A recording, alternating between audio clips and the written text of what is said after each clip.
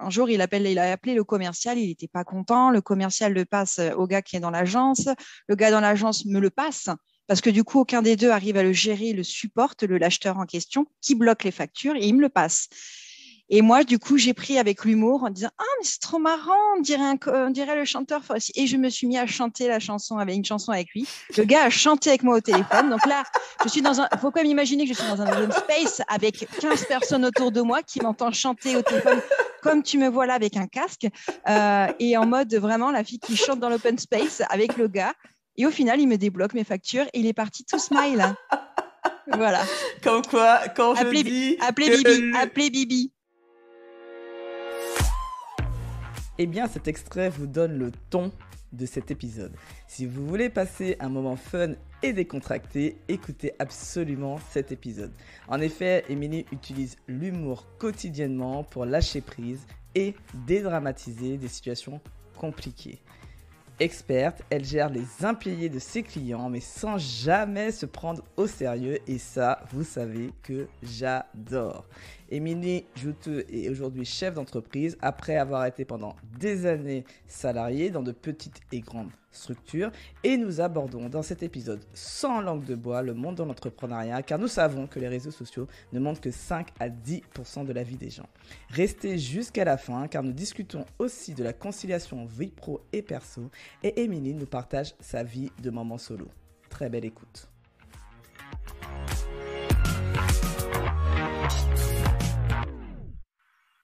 Bonjour à toutes et à tous, je suis encore ravie d'être avec vous aujourd'hui et je ne suis pas seule puisque je suis avec Émilie Joutot. Alors Émilie Joutot, elle est fondatrice de Blue Risk. Putain, je commence à être fatiguée, c'est début d'après-midi, désolée, mais je sais qu'Émilie va me donner de l'énergie, je sens, elle me fait un beau sourire, donc je sens que ça va me donner de l'énergie pour y aller et on va y arriver avec cet enregistrement. Donc, Blue Risk, une société qui vous aide à ne plus laisser votre argent dormir chez vos clients. Et ça, c'est tout un programme, donc inutile de vous dire que ça m'intéresse.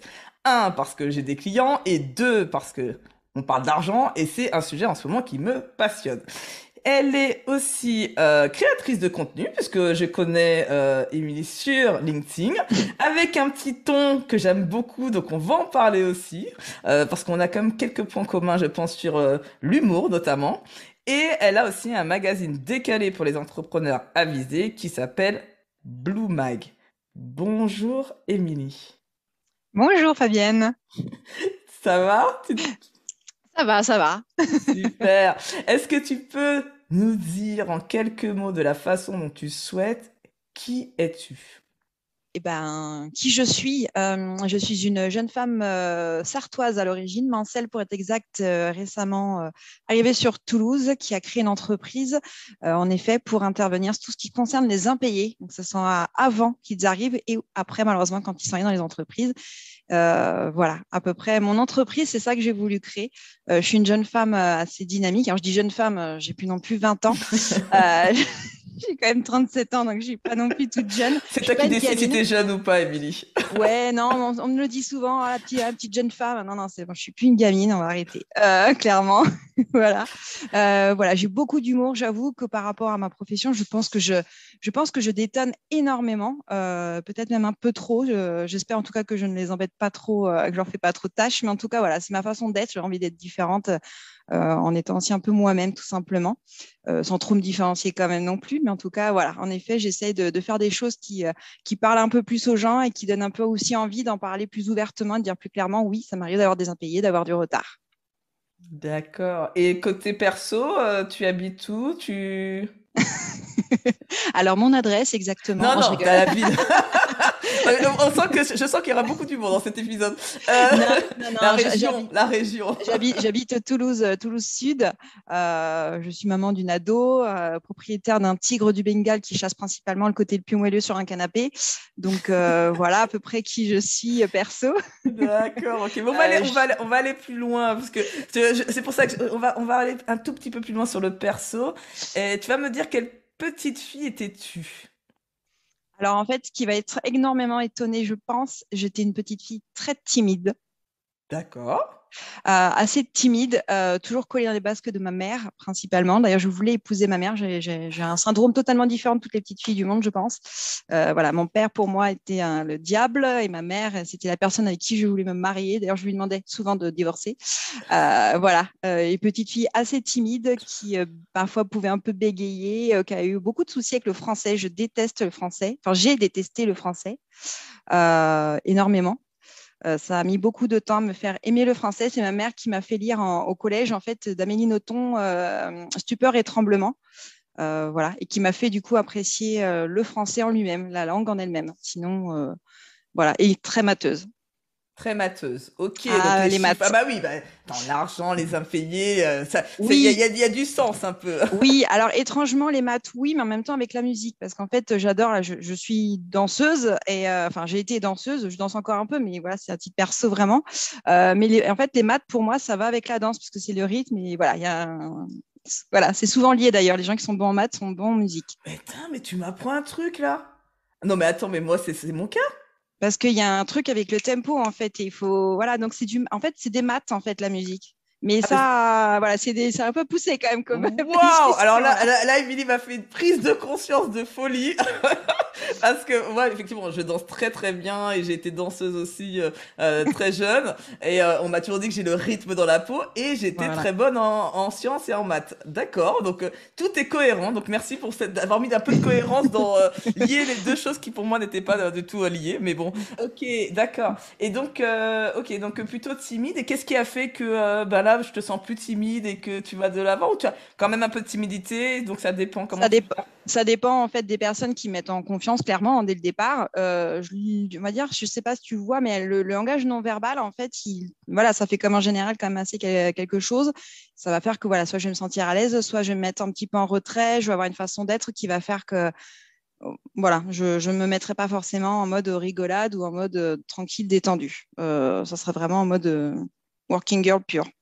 D'accord. Après, j'ai appris avec les années, alors surtout ces dernières années, en devenant entrepreneur, en fait, à oser davantage, à prendre plus confiance en moi aussi, même si ça reste encore un boulot, je pense, de toute une vie pour toute personne d'ailleurs au final. Mais voilà, pendant des années, et vraiment, j'ai pu faire aujourd'hui des choses où il y a quelques années, vraiment, on m'aurait dit, j'aurais pas du tout cru, parce que pour moi, une prise de parole à une époque, c'était vraiment des plaques rouges mais vraiment qui inondait le torse et le cou, et où tout le monde d'ailleurs me faisait la remarque derrière, donc ça, souvent ça arrangeait pas les choses, et où je me mettais extrêmement toute rouge, vraiment. Donc Hmm. j'ai comme une hypersensibilité, donc voilà. Et j'avoue que le fait d'être devenir entrepreneur, ça m'a aidé à prendre davantage confiance en moi. Comme quelqu'un m'a dit un jour, je ne citerai pas la personne parce que j'ai pas envie d'ailleurs, mais il a eu raison malheureusement. Il a dit tu es un phénix qui n'a pas encore ouvert ses ailes. Peut-être qu'aujourd'hui j'ai un peu plus ouvert mes ailes.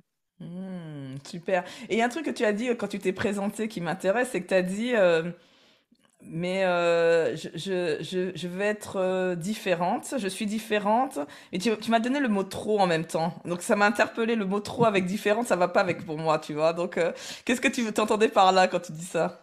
Bah parce que j'avoue que quand je fais des fake interviews ou ce genre de choses-là qui sont vraiment extrêmement décalées, qui sont même des fois à l'inverse de sûrement de toutes les communications qui doivent se faire, voilà, je sais que peut-être que je vais parfois, peut-être, je dépasse peut-être une limite. Je sais pas, ça c'est des questions que je me pose. Moi, je Ah. les fais vraiment parce que bah, c'est ce qui me parle, c'est ce qui me fait aussi rire, c'est ce que j'essaye de tenter de faire comprendre aux gens un peu mon métier et un peu les profils je peux avoir en face en mélangeant des cas, en faisant un mixte pour essayer de pas trop non plus dévoiler éventuellement le débiteur ou autre. Mais voilà, je sais que peut-être que je vais peut-être un peu trop loin. Je sais pas. C'est des questions forcément que je me pose. Alors des fois, oui, je dis trop. Voilà. D'accord, parce que alors non mais c'est super intéressant parce que ça c'est tout, ça c'est ce sujet-là, mais tu vois tous on a ce sujet-là, c'est-à-dire quand justement surtout on s'expose et qu'on commence à communiquer vers l'extérieur, c'est quoi la limite en fait, jusqu'où on a le droit entre guillemets d'aller et au final ce qui est super intéressant c'est que c'est pas l'extérieur qui nous donne le droit, c'est nous qui sommes notre propre limite. C'est-à-dire C'est que ça. c'est toi qui, à chaque fois, décale un peu ta limite de ce que tu t'autorises à faire. Et donc, ce que j'ai entendu, c'est que effectivement, tu t'autorises de plus en plus et tu vas voir qu'en fait, cette limite, elle bouge à chaque fois de plus en plus loin Ouais. et c'est ça qui est chouette, en fait, tu vois. Bah oui, surtout que bon, après, je me connais quand même un peu. Je sais que j'ai pas trop de filtres. C'est-à-dire que je parle assez facilement de pognon, mais comme je peux parler de vraiment de plein de sujets assez facilement, il y en a juste un sur lequel j'avoue, j'ai un peu de mal à y aller. Ça va être la partie politique. Je trouve que c'est quelque chose d'assez sensible. Mais après, c'est vrai que j'ai très peu de filtres. Et je rigole vraiment sur tout, même sur des fois des sujets où clairement on pourrait penser que j'ai 50 ans d'âge mental. Oui, les pipi caca, quand en plus on a des enfants, ça marche bien aussi, hein. Quel que Ouais, soit alors, l'âge. Alors, sache que j'ai des copines avec qui de temps en temps on se met en mode enfant et ça va, et ça marche bien aussi pour voilà, et ça fait lâcher du bien prise aussi. Voilà, ça fait. En aussi. fait, c'est le petit pétage de plomb là-haut en mode, voilà, il faut Hmm. que j'évacue, donc je pète les plombs en ne racontant que des conneries à la con, et puis voilà. Et puis après, on est reparti. Après, ça n'empêche pas, hein, même quand j'étais salarié, c'est vrai que, alors ça a pu étonner d'ailleurs souvent mes dirigeants et responsables. C'est vrai que ça m'arrivait pendant 20 minutes d'avoir vraiment un moment complètement de folie. Tu sais, tu prends les petites, la trouilleuse là. Tu récupères tous les petits confettis et tu fais des blagues aux collègues comme ça. Bon, bien sûr, j'adore les femmes de ménage, j'aime bien leur donner du travail, j'avoue. Euh, et voilà, ça durait 20 minutes, un quart d'heure, 20 minutes. Et après, hop, je revenais sérieuse en fait. Et tout le monde reprenait et ça, tout le monde avait rigolé dans les bureaux. Et bon, ouais, voilà, vu que j'avais une partie quand même un peu à traiter avec la compta, forcément, voilà, je détendais un peu les comptables au passage. Et, Il y a derrière, c'est intéressant parce que peut-être que tu as, parce que moi, par exemple, j'avais aussi un rituel comme ça quand j'arrivais le matin au travail. Je mettais un morceau. En fait, j'écoutais beaucoup de musique pendant le trajet des embouteillages parisiens, bien ouais, bah, évidemment. Et en fait, je disais, bah tiens, la musique du jour, c'est ça. Et je mettais la musique à fond dans le bureau et ça permettait de donner de l'énergie. Et en fait, je pense qu'on des fois, on a un petit don de sentir en fait que probablement, c'est peut-être le moment en fait où tout le monde pour lâcher prise en fait. C'est une façon aussi de lâcher prise. On sent qu'il y a un peu de tension. Il y a ça, voilà, et on a besoin de, tu vois, on sent que tout le monde a un besoin. Donc, si toi-même tu as besoin, c'est que probablement aussi tu te dis, ben les autres ont besoin. Tout ça est inconscient, bien évidemment. Et donc, c'est de se dire, c'est génial parce que c'est l'humour, ça aide énormément à dédramatiser beaucoup de situations. Et moi, j'adore l'humour pour ça. Donc, bravo pour ça, c'est une très bonne idée. Mais par contre, pour la femme de ménage, c'est pas top. Mais c'est une très non. bonne idée. Après, quand même, j'avoue qu'il m'est arrivé comme d'ailleurs de prendre le balai, d'aller nettoyer ou passer le coup d'aspirateur sur la pause du midi. Parce que quand même, Ouais. moi-même, je fais le ménage chez moi. Voilà, j'apprécierais vraiment pas. Alors déjà, j'apprécie pas quand ma fille dégueulasse la maison. Donc non, on va pas hein, quand même. Eh, alors, alors on voit bien la petite fille que tu étais, et ce qui est intéressant, c'est que tu parles déjà de ton évolution en tant qu'entrepreneuse, donc ça veut dire que entrepreneur, puisque tu as déjà sorti de ta timidité, ça te challenge aussi un petit peu au quotidien. Comment toi tu te vois dans 5 ans? Où tu te vois dans 5 ans? Dans 5 ans, ah bah, pas un dirigeant d'une 440. Non, je rigole. Très très bonne question. L'idée, ça serait dans 5 ans d'avoir vraiment des bureaux purement vraiment à part, parce qu'aujourd'hui, je jongle un petit peu entre des espaces coworking, mon chez moi, le bureau où j'ai domicile entreprise, puisque j'ai quand même une activité un peu particulière. Donc l'idée, c'est pas non plus que les entreprises débitrices sachent où j'habite. C'est voilà, c'est plus sur la partie perso. L'idée, c'est vraiment d'avoir ça avec 2, 3 collaborateurs et moi de vraiment rester sur une partie plus commerciale, relation et avoir des collaborateurs en interne après qui vont plus gérer l'opérationnel, vraiment le boulot en lui-même, le productif. D'accord. Alors, je rebondis sur ce que tu viens de dire. C'est quoi l'opérationnel? Qu'est-ce que ça consiste en quoi? Qu'est-ce que tu fais exactement, Eh bien, en concrètement? fait, c'est vraiment faire toute la partie relance, tout le suivi des relances, du process, la partie amiable et puis toute la partie judiciaire quand il y a, revenir sur les clients, cette partie-là, en fait. Donc c'est de la communication, mais techniquement, qu'est-ce qui fait que tu dois avoir une expertise qui fait que moi, Fabienne, j'ai un problème, j'ai un client qui ne me paie, qui m'a pas payé. D'accord? Je viens te voir et je te dis, ce client-là, il m'a pas payé. Donc toi, tu vas faire quoi? Tu vas lui envoyer des courriers, c'est ça? Tu vas faire tout ce que moi j'aurais dû faire, mais en fait, compte, je ne sais pas ce qu'il faut faire. Tu vois ce que je veux dire? Oui, moi je vais le faire, mais déjà je vais étudier en fait déjà au début, au démarrage du dossier, je vais étudier déjà son profil pour voir plus ou moins déjà la stratégie à avoir. Clairement, si c'est possible aussi, parce que si entre-temps je vois qu'il est en procédure collective, déjà ça sera pas du tout la même chose, ça sera autre chose. C'est-à-dire s'il se met en redressement ou en liquidation, clairement, je vais pas te vendre le même dossier, la même chose, la même prestation, puisque ça sera totalement autre chose que sur du recouvrement amiable. En effet, je vais mettre en place une stratégie, je vais faire le suivi et je reviendrai sur toi. Je reviendrai D'accord. sur toi assez régulièrement ou si je ne reviens pas assez vite pour toi, ça peut arriver que les personnes veuillent des retours tout le temps. Donc là, ils vont revenir vers moi.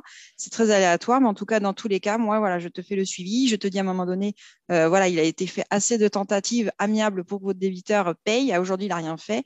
Maintenant, malheureusement, on va être obligé de passer en stade judiciaire. Donc, ça veut dire qu'en gros, là, ça va être injonction de payer, toute cette partie-là. Donc là, on va commencer à rentrer dans les frais. Alors, ce n'est pas des montants énormes.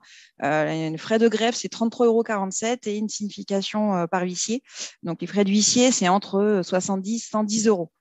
D'accord, ok. Alors, Donc toi, ça reste. c'est pas un avocat en fait. On peut passer par quelqu'un comme toi pour Oui, le faire, alors ça. tu peux passer par un avocat, mais forcément, ça ne sera pas le même coût. Ouais, c'est pour ça. Et puis les avocats, ça sera quand même plus. Moi, je vais travailler avec des avocats, surtout une avocate en particulier, j'avoue, mais j'ai d'autres avocats avec qui je peux travailler sans difficulté. Et c'est vraiment dans le cas d'une opposition sur une injonction. C'est-à-dire que si je fais une injonction de payer, qu'elle est signifiée par l'huissier et que le débiteur il le conteste en fait au tribunal, là, du coup, il faut faire appel à un avocat, parce que là, moi, je ne suis D'accord. pas compétente et ça dépasse mon D'accord, mais cadre tu peux quand même aller d'intervention. assez loin. Moi, ce que je comprends, c'est quand Oui, même que tu peux aller assez loin dans la aller jusqu'à procédure. oui, je peux aller jusqu'à la saisie sur les D'accord. comptes, toujours en pilotant en fait un huissier, parce que ça, il y a certaines professions qui sont réglementées, la mienne est réglementée, les huissiers, les avocats également, et D'accord. les huissiers, il y a beaucoup de choses où il y a que eux qui ont le monopole sur certaines interventions, certaines actions.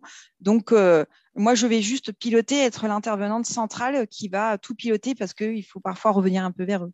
Voilà, quand D'accord. même. Alors moi, ce qui m'intéresse, c'est comment on fait pour devenir ce que tu fais en fait? Qu'est-ce qui fait que tu t'es dit, je vais créer une entreprise sur ça? Est-ce que c'est ton parcours d'avant? Qu'est-ce qui fait que t'en arrives là en fait aujourd'hui? Alors en fait, moi, je suis comptable, j'ai un diplôme en BTS gestion d'entreprise, comptabilité d'entreprise. Donc c'est assez large, mais en fait, à l'origine, je voulais pas du tout être comptable. Donc j'ai fait comptable dans une idée déjà de stratégie, de me dire quand j'aurai ma boîte, je saurais faire la compta. C'était déjà D'accord. l'idée de la stratégie quand j'avais 15-16 ans, puisque mes parents m'ont pas laissé faire ce que je voulais exactement. Donc voilà, c'est comme ça, mais je leur en veux plus maintenant. Donc j'ai encore T'as voulu. fait le deuil, c'est bon, tu leur Oui, as pardonné? Tu leur as oui, pardonné? vers 30 ans, j'ai fait mon deuil On de pardonne beaucoup de beaucoup de choses. choses à nos parents quand on vieillit, hein, avec la sagesse, hein. Ouais, ouais, ouais. Enfin, on va dire qu'à 30 ans, j'ai une grosse prise de conscience, donc j'ai balancé beaucoup de choses dans ma vie et du coup, voilà, j'ai pardonné aussi au passage.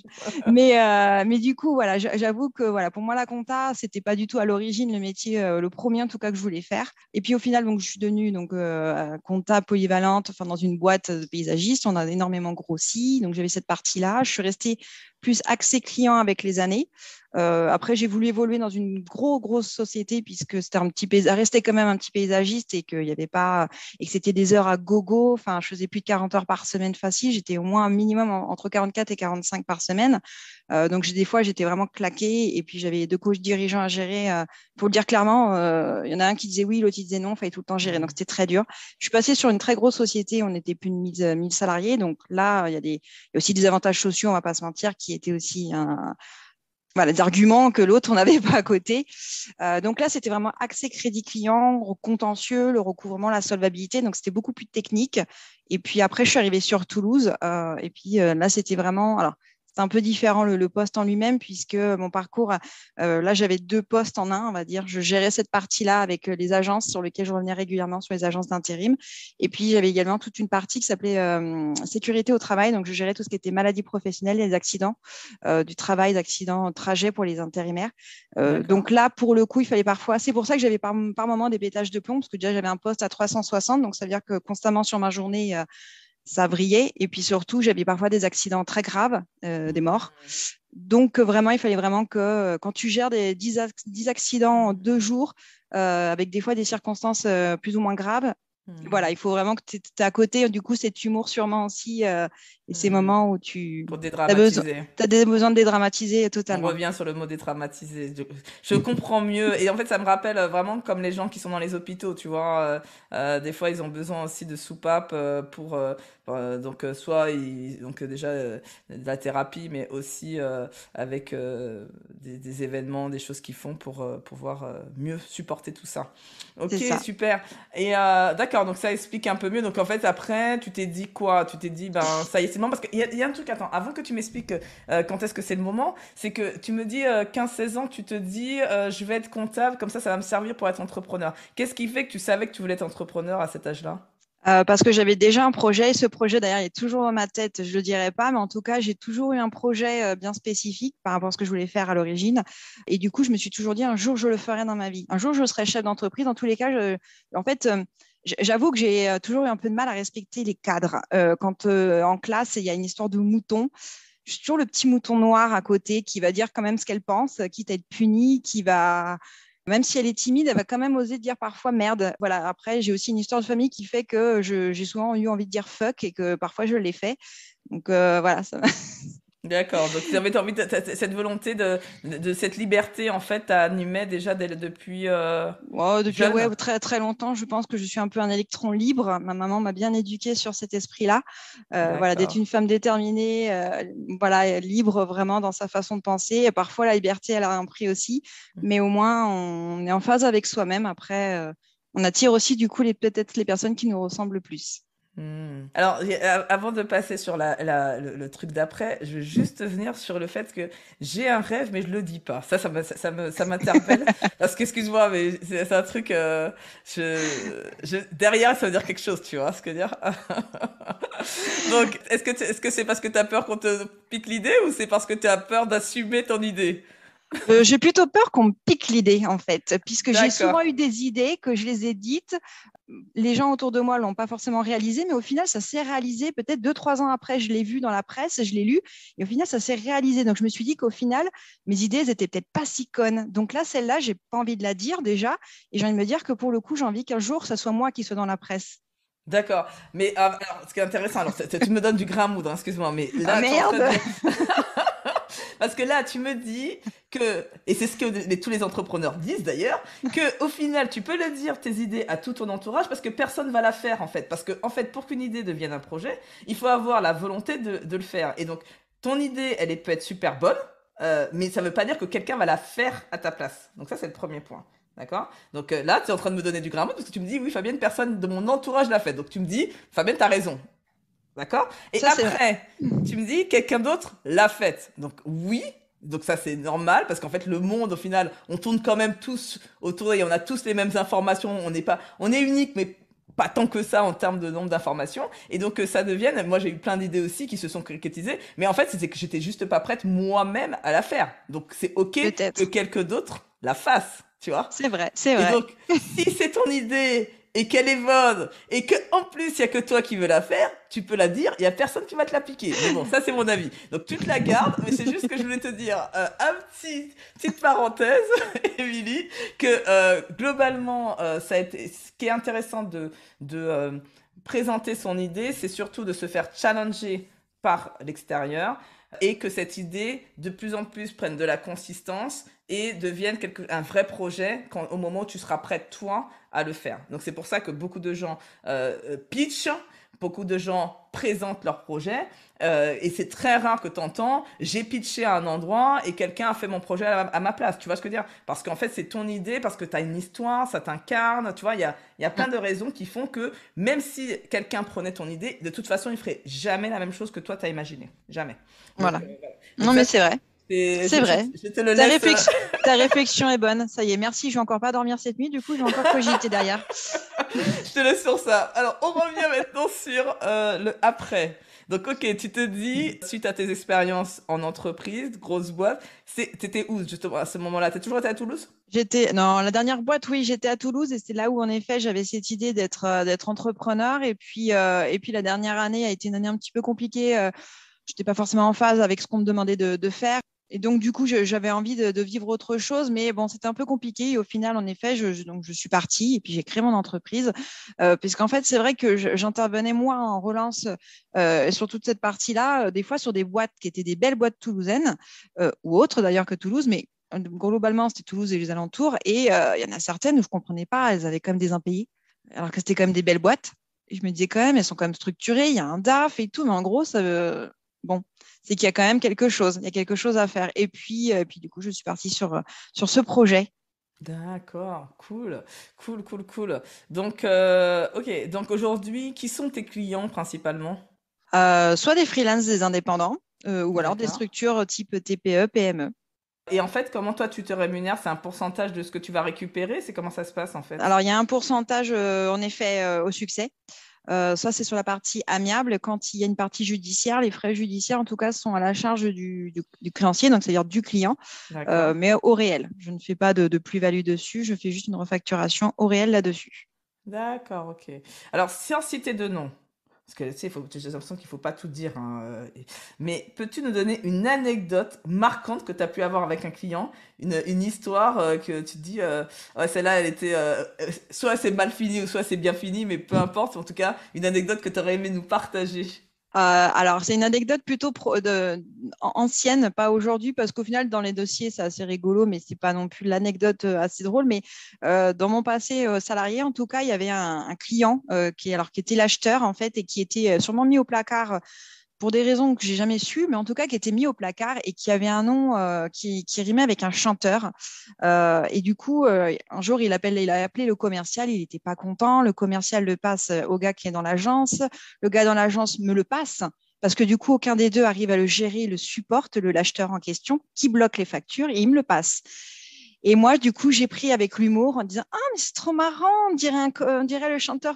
Et je me suis mis à chanter une chanson avec lui. Le gars a chanté avec moi au téléphone. Donc là, il faut quand même imaginer que je suis dans un open space avec 15 personnes autour de moi qui m'entendent chanter au téléphone comme tu me vois là avec un casque. Et en mode vraiment la fille qui chante dans l'open space avec le gars. Et au final, il me débloque mes factures et il est parti tout smile. Voilà. Comme quoi, quand je dis Appelez que Bibi, appelez Bibi. ouais, l'humour, quand je dis aux managers d'utiliser l'humour, et c'est quand même, j'ai même vu un article, j'espère pouvoir interviewer cette personne-là, d'une spécialiste de l'humour dans le leadership. Ça aide énormément au Mm. quotidien, justement, à ce genre de situation, et tu nous le prouves encore, donc merci Emily pour ça.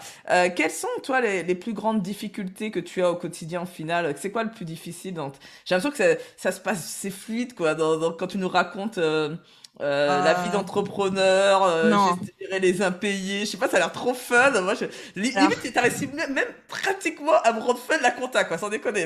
Limite, là, j'en suis. alors, en fait, ça peut être fun quand tu es dans les bureaux et que tu fais de la compta, ça peut être fun, comme ça peut ne pas être fun, tout dépend de l'ambiance qu'on va y mettre, en fait, et clairement des managers ou autres qui va y avoir autour. Je suis pas contre les managers, mais voilà, il y en a qui veulent entendre une mouche péter clairement et d'autres ils vont accepter clairement en effet qu'il y en ait qui parlent entre eux. Donc oui, ça peut être cool et ça peut être sympa la compta, tout comme les impayés.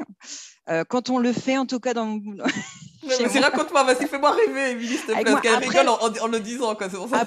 Après la vie d'entrepreneur, non, elle n'est pas rigolote. Pour moi, en tout cas, elle n'est pas toujours rigolote. Il y a des moments où clairement je doute. Dernièrement, j'ai été prise en photo pour les FCE, parce que je fais partie des femmes chefs d'entreprise de Haute-Garonne. Clairement, la photo, je suis sûre, enfin, je me trouve horrible dessus. Et voilà, quoi. Tu vois, c'est plein de doutes, plein de questions. Des fois, on va me dire un truc un après-midi et du coup, toute la nuit, je vais me mettre à cogiter et je vais pas dormir quasiment de la nuit parce que ça va remettre en cause plein de choses. Mais parfois, en fait, c'est peut-être très con. C'est voilà quoi.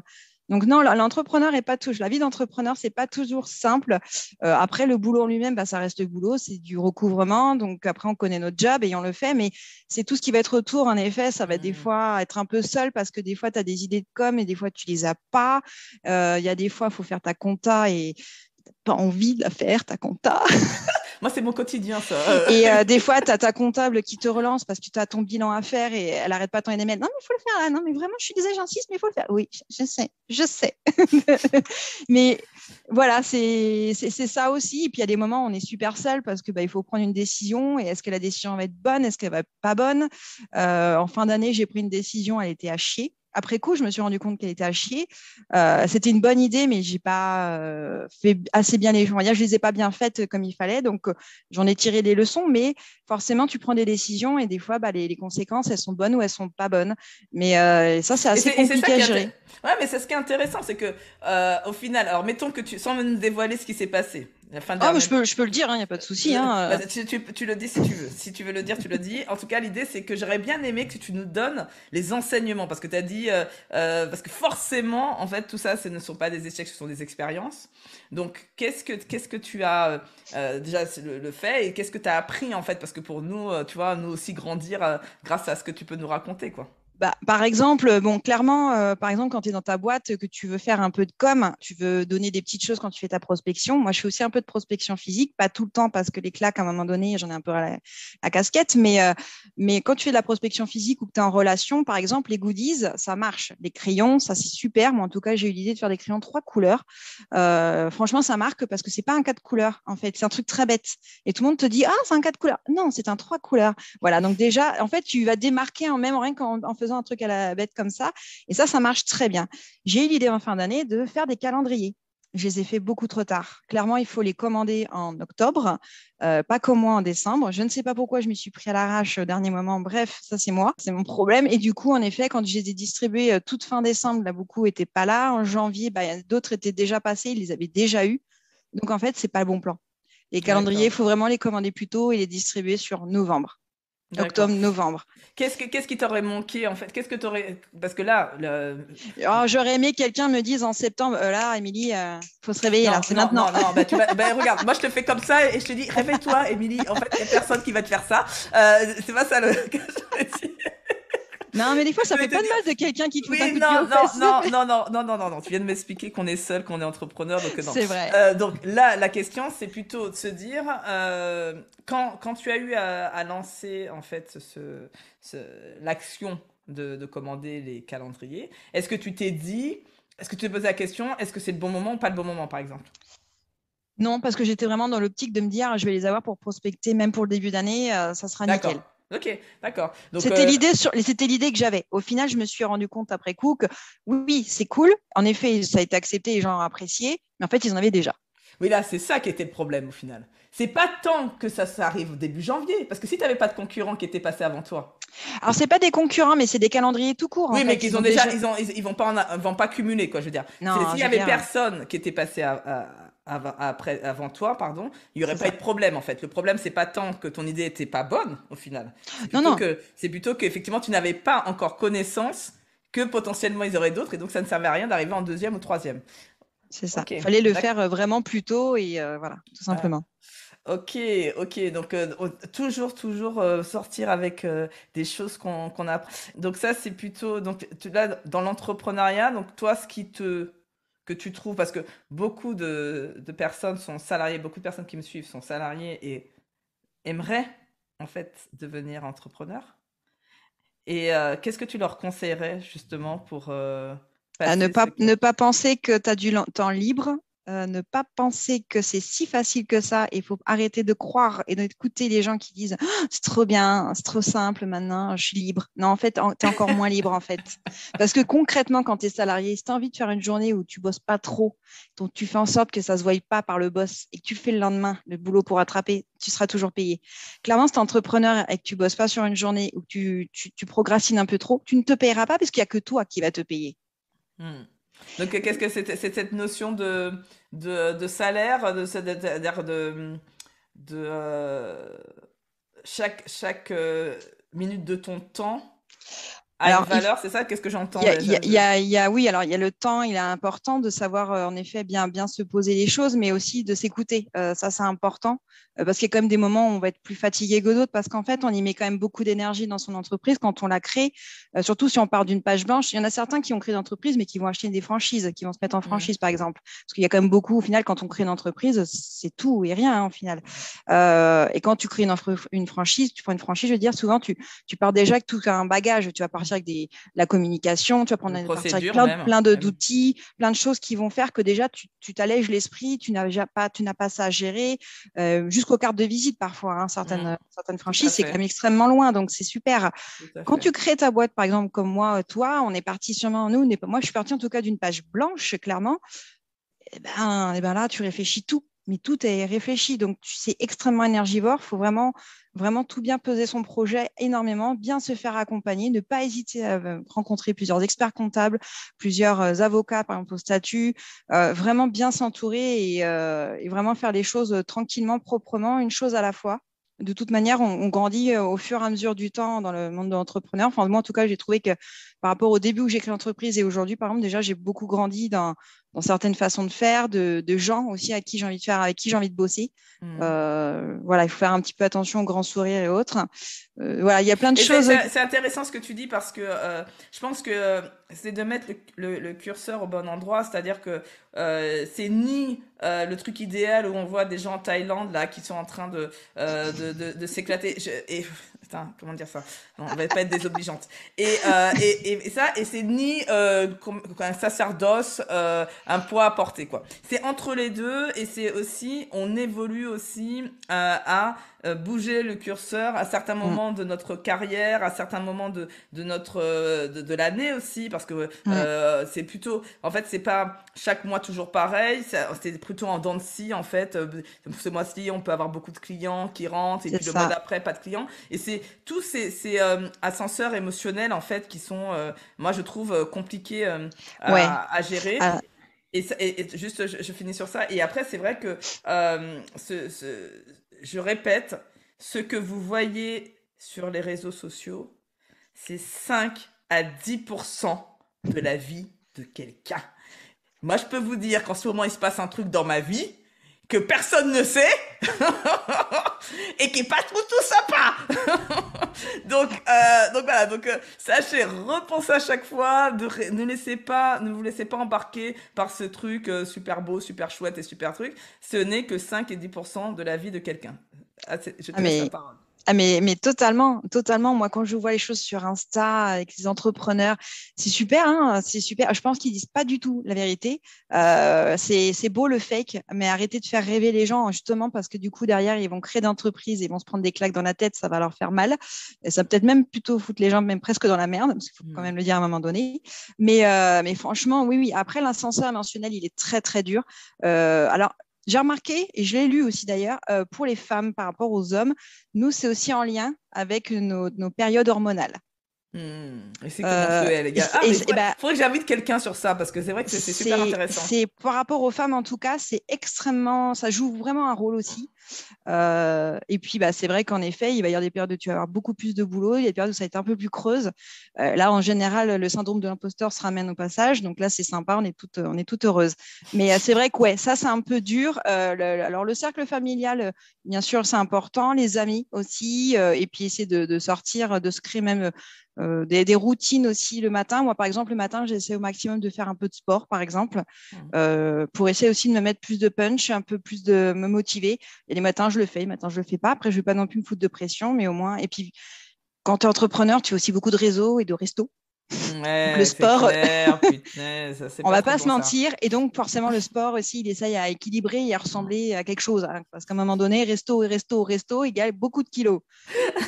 Ah, pas mal. Ah oui, parce que effectivement, donc on va passer sur la partie créatrice de contenu. Alors moi, ce que j'adore chez toi, Émilie, c'était punchline. Et là, tu vois, tu viens de m'en donner une sans le vouloir, et donc ça fait une très bonne transition. Les Ah, ben, jeu de mots. punchlines, Ah, les petits jeux de mots, toujours, ouais, moi. les punchlines, d'où ça te vient, ces punchlines que tu nous fais à chaque fois? Je sais pas, bah, de mon imagination, tu sais, je suis un peu, on est un peu plusieurs dans ma tête, en fait, je pense. Il y a une partie très sérieuse, il y a une partie maman, il y a une partie grosse relou de service, donneuse de leçons, et puis il y a un autre côté où, wow, là-haut, ça, je sais pas. Il y a Bozo le clown qui se réveille en moi et qui sort toutes les conneries qu'il y a à sortir. Ouais, ouais, non, je sais pas en fait d'où ça sort. Franchement, elles me viennent comme ça. Alors des fois, il faut quand même que je le réfléchisse. Quand j'ai un pitch et qu'il y a un gros événement que je dois pitcher, ça a été le cas dernièrement dans un gros BNI sur Toulouse. On était 150 et il a fallu que je réfléchisse. Bon, clairement, je l'ai réfléchi 5 minutes avant et j'ai trouvé un punch vraiment hyper percutant et voilà quoi. Mais ça me vient vraiment comme ça. Je suis toujours en freestyle. Les vidéos, par exemple, que je fais, alors j'ai un scénario, mais en général, il y a des choses où ça me vient comme ça en fait en freestyle. Je suis juste mon squelette que je me suis marqué, mais après tout le reste est fait en freestyle. Il n'y a pas de scénario En tout écrit cas, ça pur se dans sent. simplement. Tu vois, parce qu'on juste, on se connaît pas avec Émilie. On rigole, on rigole. On se connaît de très loin en fait sur LinkedIn. C'est la première fois qu'on se rencontre en vrai. C'est vrai, Voilà. c'est Mais vrai. voilà. Et en fait, tu vois, c'est intéressant parce que moi, j'ai vu ça. J'ai vu que tu avais des punchlines qui étaient vraiment. Tu vois, ça m'a interpellé en tout cas. Et là, j'ai vu que tu avais fait t'avais essayé de démarrer ou je sais pas où t'en es sur ton Ah oui. magazine. Alors, Dis-moi, est-ce que tu peux nous en parler un peu pourquoi et qu'est-ce qui... alors j'ai commencé, en effet, là, pour l'instant, ça s'est mis en stand-by parce que c'est aussi du travail. Blue Mag, qui est un magazine, en effet, un magazine décalé pour entrepreneurs avisés. En tout cas, l'idée, c'est d'en parler, mais de manière plus écrite. Alors, format papier ou format mail, enfin format numérique, c'est encore voilà, ça reste en réflexion. C'est un magazine. Alors pour l'instant, ça reste un petit magazine. Il n'y a qu'un numéro, donc il est vraiment ridicule même d'en parler, je dirais. Et c'est Ouais, non, déjà que non. tu l'as fait. Attention, attention, attention. Ne jamais minimiser. Oui, non, non. Donc, ok, Il- il y en a pas 10 000, mais déjà, tu as osé le faire. Ça, c'est sûr. Mais voilà, en tout cas, ouais, non, l'idée, c'était d'essayer d'en parler, mais vraiment avec un style d'écriture, comme si je parlais à l'entrepreneur, au chef d'entreprise qui le lit, mais comme si j'étais comment on se parle là, en fait, en mode vraiment parler. Hein, l'écriture est un peu du parler, en fait. Enfin, c'est un peu bizarre. Et Je suis si, pas et si, et écrivaine, je suis pas si, journaliste, hein, donc moi, alors, je vais je te lance le truc, allez, pour que tu dormes encore moins bien cette nuit. Pourquoi pas le podcast, en fait? j'y ai pensé, Parce mais que là, tu dois après, ta voix, ton rire, on sent la joie dans la voix, tu fais, tu vois, ouais, tu mais peux c'est improviser beaucoup de boulot. l'impro. Là, franchement, Mais faut non, qu'on mais s'en entre parle tout. ton Blue Mag et podcast, c'est pareil. Oui, alors à un C'est moment même moins donné, de boulot. C'est moins de boulot parce que moi, je fais beaucoup d'impro, au final. Donc, quand tu fais oui. beaucoup d'impro, t'as pas tant de travail que ça, hein. Oui, bah oui, oui. Bah après, oui, c'est vrai que moi aussi, vu que je suis beaucoup dans l'impro, c'est vrai que oui, au final, ça revient au même. C'est vrai. Oui, mais après, il y a tout le montage. Moi, je le vois, le Mais montage non, moi, vidéo, c'est du boulot. mais non, non, non, non, non. Alors, après, il y a deux écoles. Il y a les perfectionnistes et les laxistes comme moi, tu vois. Donc, Oui, alors, moi, je fais voilà, mais c'est juste, il faut tu bouges ton curseur un petit peu là vers parce qu'on est tous, on est les deux, d'accord? On est laxiste et perfectionniste et ça c'est dépend des vrai. situations, d'accord? Donc, C'est ça. arrêtons d'opposer les choses. Nous sommes toujours les deux, d'accord? Donc là, la question c'est pour le podcast. J'essaie de me mettre plutôt vers l'axisme. Et puis pour, par exemple, la gestion des dossiers de mes impayés, je vais vers plutôt perfectionniste. Tu vois, c'est Mm. aussi de se dire que voilà, c'est pas blanc ou noir. Mais c'est de se dire que moi, ce que j'ai dit, c'est que c'est gratuit. C'est du temps perso, en quelque part, parce qu'en fait, c'est pas, je suis pas payé pour faire du podcasting. L'objectif, c'est de délivrer des messages. C'est ça l'objectif principal, C'est ça. de transmettre des connaissances et que ça soit pas un son trop pourri. Donc d'où le micro de qualité pour avoir un son pas trop Ouais. pourri. Ouais, je vois D'accord? ça là. C'est Oui, mais ça, impressionnant. je l'ai acheté un an et demi après avoir commencé. J'ai commencé avec mon petit micro tout pourri au départ, Oui, hein. Donc, bah, voilà, j'imagine, il on faut est tous commencer petit. pareils. Et après, on monte, hein. L'entrepreneuriat, c'est ça, hein. Eh Et oui, en, hein. et en fait, le truc, c'est de se dire, ouais, je n'enlève pas les E, je n'enlève pas tu vois, je fais pas de nettoyage à fond de la bande. Parce que si je devais faire ça, effectivement, je passerais des heures. Moi, mon objectif, c'est un épisode, c'est maxi, mais vraiment quand je te dis maxi, tout compris avec la com sur LinkedIn, 3 heures, maxi. Ça va. D'accord? Je suis parti, j'ai commencé une journée, ça me prenait. Oui, bah, comme moi au début avec la com. Voilà. Donc, une journée. Et tu vois, après, tu enlèves aussi parce que tu te dis, attends, attends, une journée, c'est pas possible, hein. Tu peux Oui. pas mettre une journée, c'est trop, Mm. voilà. Donc, comment tu fais? Qu'est-ce que tu enlèves? Qu'est-ce que tu retires? Ou tu acceptes d'être moins parfaite pour que ça rentre en moins de temps. Et là, maintenant, c'est 3 heures. Donc, bon, bientôt, je réinviterai Émilie qui va nous présenter le lancement de son podcast. Je le sens, je sais pas, j'ai le truc là, je vous le dis, je le sens. Alors, j'avoue que, par exemple, demain, il y a ce qui va sortir et qui est assez récent. C'est justement ça. Alors, c'est dans l'esprit d'un podcast, mais c'est écrit, du coup. Justement, c'est hashtag balance ton impayé. J'adore. Et du coup, voilà, c'est faire venir un intervenant et qu'il accepte d'en parler ouvertement. Pas forcément qu'il balance le nom de la société qui n'a Ouais. pas payé, mais qu'il en parle ouvertement, éventuellement ce qu'il a pu mettre en place, et puis comment il a vécu les choses en fait. Comment est-ce qu'il les a vécues lui aussi intérieurement? Parce que moi, j'ai Mais des fais un clients podcast pour ça va être quand j'ai des clients génial. qui me disent aussi qu'ils n'endorment pas, qui se remettent en question même sur leur job, alors qu'au final, des fois, c'est juste que la personne en face a eu un mauvais comportement, c'est de la pure mauvaise foi. Voilà, ça remet quand même beaucoup de choses en question pour l'entrepreneur qui le subit. Et donc voilà, c'est l'idée du hashtag balance ton impayé. Oh, j'adore le truc. Non, mais t'as vraiment un truc hein, sur la créativité. Non, c'est génial. Bravo, bravo. Donc, hâte de voir ça, de découvrir ça. Donc, pour finir, j'ai envie de te demander un petit sujet juste pour finir, parce qu'on est déjà à presque 45 minutes. Euh, on parle un petit peu, j'aime bien parler dans l'entrepreneuriat d'un sujet qui s'appelle la conciliation vie pro, vie perso. Tu sais, le petit sujet qui gratte et voilà. Comment toi, comment ce sujet-là, comment tu l'abordes, comment tu as décidé, où t'en es toi dans ce parce que là c'est un sujet, il n'y a pas de règles, hein, voilà, mais justement j'aimerais bien savoir un petit peu toutes mes invitées où elles en sont sur ce sujet-là. Clairement, moi, je m'occupe de ma fille. Le père de ma fille, je suis séparée. Donc, moi, le père de ma fille habite à 650 km d'ici, donc il ne la gère pas. C'est moi qui l'emmène au collège le matin, qui la récupère le soir. Parfois, c'est mon compagnon quand je peux le solliciter, mais en général, ça, c'est moi qui le gère seule. Après, ma fille est très autonome pour se gérer au niveau des cours. Donc, je ne suis pas une maman très axée à faire les devoirs et être derrière. De toute façon, je n'ai pas vraiment le temps. Souvent, elle est à côté de moi au bureau et elle bosse avec moi. Elle fait ses devoirs. Et des fois, je la sollicite même d'ailleurs sur des petites choses, des petits visuels à faire. Donc, ça lui met un peu un pied dans l'entrepreneuriat. Ah, trop cool! Elle a quel Euh, âge? Elle va avoir 13 ans au mois d'août. Oh, c'est trop Donc cute! voilà. J'ai hâte de vivre ça avec ma fille.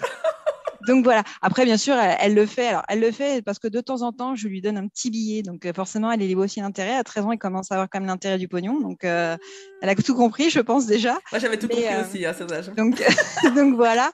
Après, c'est pas toujours évident. Alors déjà, d'office, je suis pas une femme d'intérieur.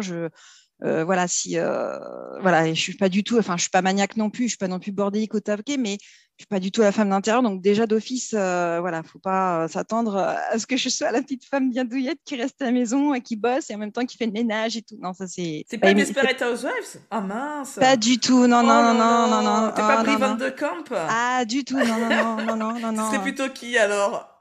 Mince, comment elle s'appelle l'actrice la brune Eva Longoria? Comment elle Non, s'appelle non, non, non, Non. non, non, Ah, non. Suzanne! Ouais, Suzanne! Suzanne, Ah, la voilà. créative, Ah, la qui créative, qui a toujours à la tête en train de réfléchir à un truc. Voilà. Même pour faire les courses, souvent, pour valider le drive, je mets 3 jours parce que du coup, entre-temps, j'ai rajouté des trucs. Enfin, ou alors j'ai oublié, donc je refais un deuxième drive une journée le lendemain pour chercher du lait parce que je les appelle lait. Enfin bref, Ouais. non, non, j'ai un peu, parfois j'arrive à bien faire les deux et à bien concilier les deux et à être au top de chaque côté. Puis il y a des périodes où ça va être plus compliqué. J'avoue que ça dépend si j'ai une charge de travail plus importante aussi. Quand Hmm. vraiment je suis prise, c'est compliqué. Je décroche un peu. D'accord, ok. Mais tu le vis pas mal, en tout cas. Tu le vis pas mal. Non, peut-être que mon entourage oui, mais moi non. Alors des fois, non, C'est non, pas mal ça. j'essaye de. En fait, les autres, ils en ont ras-le-bol, mais moi, ça va. Moi, je suis tranquille. Non, après, j'essaie avec ma fille d'avoir vraiment des moments importants avec elle et vraiment d'être au taquet avec elle. C'est quand même ma priorité aussi. Mais après, oui, non, je sais que c'est pas évident aussi pour l'entourage, les parents, la famille, tout ça. Voilà, je suis peut-être moins présente, ça c'est sûr qu'à une époque Hmm. aussi. C'est vrai que c'est quand même aussi énergivore. Et puis même quand tu fais des fois des repas de famille ou n'importe quoi, tu penses à un truc. Ouais, c'est horrible Et ça. là, tu prends ton téléphone et tu le notes parce que sinon, tu sais que l'idée va passer. Donc, Hmm. voilà. Enfin, ça, c'est moi en tout cas. C'est le cerveau qui est toujours en fonction et il n'y a pas de bouton on-off. Ça, c'est très énervant. Il y a des fois, Hmm. vraiment, j'aimerais vraiment que mon cerveau il arrête de tourner. T'es pas la seule. Si tu savais, tous mes clients me le disent, me le répètent, et moi-même j'en fais partie. Mais non, en fait, j'ai pas encore trouvé. Donc le jour où quelqu'un trouve comment faire, s'il vous plaît, envoyez-nous un message pour nous dire comment vous faites, parce que nous n'y arrivons pas. Ok, donc cool. Alors pour finir, est-ce que moi ce que j'aime bien, parce que je fais ma bibliothèque en même temps d'avoir les invités en fait sur le podcast, hein, ça me permet de ne pas avoir à chercher quel livre je vais lire prochainement. Est-ce que tu aurais un livre, développement personnel, entrepreneuriat, management, leadership, ou un film, ou un podcast aussi, peu importe, est-ce que tu peux nous conseiller quelque chose? Ah bah moi, je peux conseiller plein de trucs, mais après, tout dépend de ce que tu veux. Est-ce que tu veux que ce soit un truc rigolo, sérieux ou vraiment de Bah alors, si développement tu me donnes un pur? truc sérieux alors qu'on a rigolé pendant tout le podcast, ça serait bizarre, ça serait un petit peu décalé quand même. Euh, Là, on sera encore décalé, Je Émilie. dirais que pour ceux qui sont un peu stressés en ce moment, allez regarder les sketchs de Foresti, de Blanche Gardin, sans les enfants, on est bien d'accord. Ouais.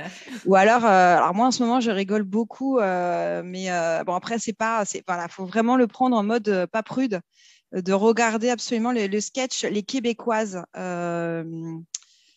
Mince, qui est deux, que je te redise ça en speed. Mais c'est très rigolo. Enfin, après, voilà, il faut vraiment. Voilà, c'est des sketchs très rigolos. C'est des Québécoises qui est de Yacine Bellouz. D'accord, ok. Et on trouve sur YouTube, c'est ça? Ouais, D'accord, ok. Ok, cool. Comme ça qu'on voilà. rigole, comme ça. Moi, tu sais que de temps en temps, j'aime bien. Alors, Facebook, j'avoue que je suis pas très présente et j'aime pas trop Facebook. Mais le Mm. seul truc où je vais sur Facebook, c'est pour aller voir de temps en temps des vidéos d'humoristes. Tu sais, ils font des shorts Oui, vidéos oui, d'humoristes. Juste parce que ça me fait du bien, bah, j'ai envie de me taper un petit peu de ouais. rigolade. Donc, je Oui, regarde quelques-uns des humoristes comme les extraits de Florence Foresti. Voilà, ouais. il y en a pas mal. T'as Élodie Pou aussi. Exactement, Elodie Alors Pou, elle est etc. assez cinglante, il y a des fois, mais enfin, moi j'aime beaucoup l'humour un peu noir aussi parfois. Ouais. Bon, après, j'aime un peu tous les humours dans l'ensemble. Après, il faut comme ça soit amené avec un peu de finesse, mais j'avoue que ouais, ça c'est quelque chose. Je trouve que c'est important en fait qu'on ait vraiment une soupape, surtout quand on est entrepreneur. On a quand même le cerveau en général bien chargé, donc de temps en temps, voilà, le, passer à autre chose et rigoler un bon coup, ça fait du bien. Après, dans les livres, dernièrement, moi, j'avais lu de Annabelle Roberts La théorie de la veste. Donc là, c'était vraiment plus partie entrepreneur. Se prendre 3 vestes par jour quand on veut prospecter pour trouver des clients. D'accord. Et Je t'avoue que c'était. moi, la prospection directe que j'ai fait, j'en garde pas un bon souvenir et donc j'ai arrêté. Mais je trouve que aujourd'hui, il y a il y a deux stratégies que je mène plus en fait. C'est effectivement la stratégie de contenu. Mais qui est longue, ça prend beaucoup de temps avant Mm, d'avoir des clients via ça. Et la deuxième, c'est le réseautage, quoi. Je trouve que l'avenir, elle est plutôt, tu vois, de ce que tu fais quand tu dis que tu fais des déjeuners, mm, etc. Je pense que quand même, c'est une vieille technique bien ancienne de il y a longtemps, mais quand même, je pense qu'elle marche encore très très bien. Et parce qu'en plus, dans le métier de coach, on est quand même sur un métier de relation. Pas forcément d'expertise directe, tu vois, de mm. résultats. Donc, c'est plutôt de l'accompagnement. Donc, voilà. Et donc, ça nécessite de se connaître, d'avoir le feeling, de se comprendre. Voilà. Donc, mais c'est intéressant. Alors, ça, moi, j'ai bien rigolé. En tout cas, merci pour ce moment. Avec plaisir, écoute, quand tu veux. Vraiment, ouais, ouais, j'ai passé un très très bon moment. Alors, la coutume sur le podcast, c'est que c'est toujours l'invité qui parle en dernier. Donc, moi, je vais dire au revoir. Et donc, toi, tu dis la phrase que tu veux pour terminer. Donc, je vous remercie en tout cas d'avoir été jusqu'au bout de cet épisode avec nous. Et je laisse, comme d'habitude, le dernier mot de la fin à Émilie. Bye bye. Bah, écoute, merci beaucoup en tout cas de m'avoir en tout cas permis de parler avec toi et de passer un bon moment en effet avec toi. Je t'ai pas du tout préparé à avoir ces derniers mots pour la fin, j'avoue. Donc, que dire de tout simplement, si les gens ont envie de parler pognon sans avec des contractions, bah, qu'ils n'hésitent pas à m'appeler en tout cas, ça c'est sûr. Voilà, après, je ne rigole pas tout le temps, bien sûr, hein, je rigole, mais on est bien d'accord que je ne rigole pas tout le temps quand je suis au boulot. Voilà, merci en tout cas. Attendez, attendez, ne partez pas tout de suite. J'ai besoin de vous encore quelques secondes. Vous pouvez soutenir ce podcast afin qu'il puisse continuer d'exister de façon totalement gratuite. La première consiste à mettre une note et un avis sur Apple Podcasts ou Spotify. Vous retrouverez les liens dans le résumé de l'épisode.